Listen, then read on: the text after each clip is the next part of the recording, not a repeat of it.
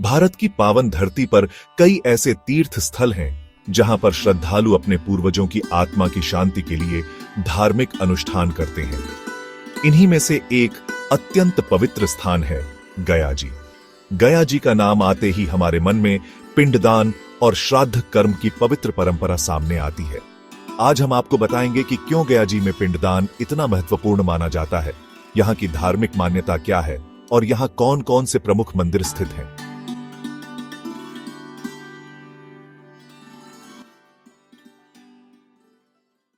हिंदू धर्म में ऐसा विश्वास है कि हर मनुष्य की मृत्यु के बाद उसकी आत्मा मोक्ष की तलाश में भटकती है। जब तक पूर्वजों को श्राद्ध और पिंडदान नहीं मिलता, तब तक उनकी आत्मा असंतुष्ट रहती है। गया जी में पिंडदान करने का महत्व पुराणों और शास्त्रों में विस्तार से वर्णित है।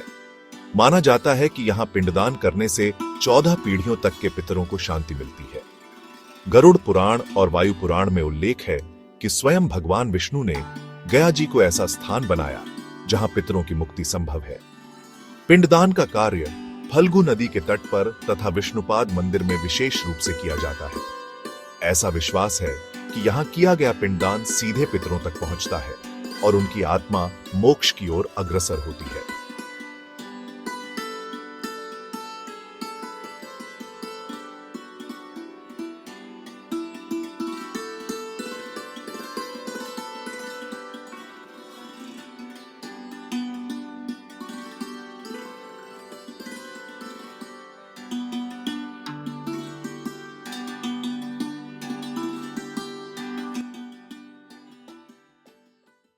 श्रद्धालु भारत ही नहीं बल्कि नेपाल, भूटान और अन्य देशों से भी यहां पिंडदान के लिए आते हैं।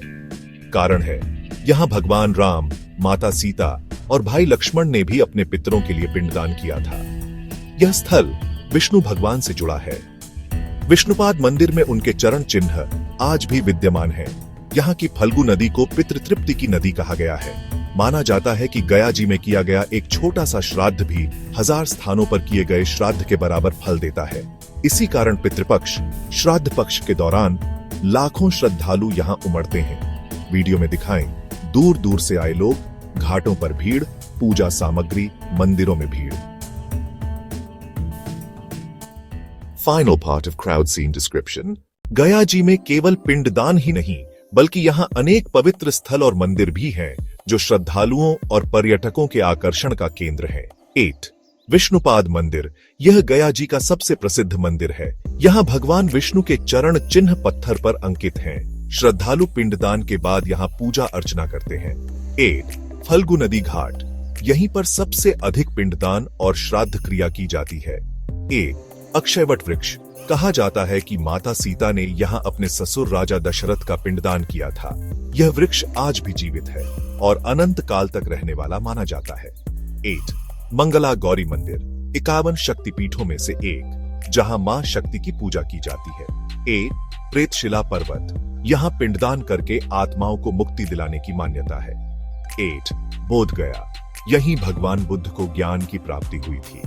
गया शहर से कुछ किलोमीटर दूर स्थित यह स्थल बौद्ध धर्मावलंबियों के लिए अत्यंत पवित्र है। मंदिरों के दृश्य, श्रद्धालु पूजा करते हुए बोध गया महाबोधि मंदिर।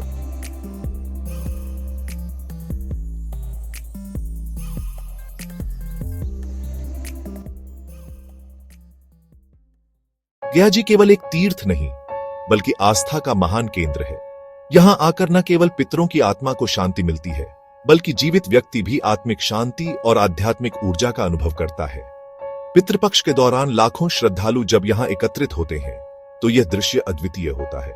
सचमुच गया जी को मोक्षदायिनी नगरी यूं ही नहीं कहा जाता। तो मित्रों, यदि आपको कभी अवसर मिले तो गया जी अवश्य आइए और अपने पितरों की आत्मा की शांति के लिए पिंडदान का यह पावन कर्म कीजिए।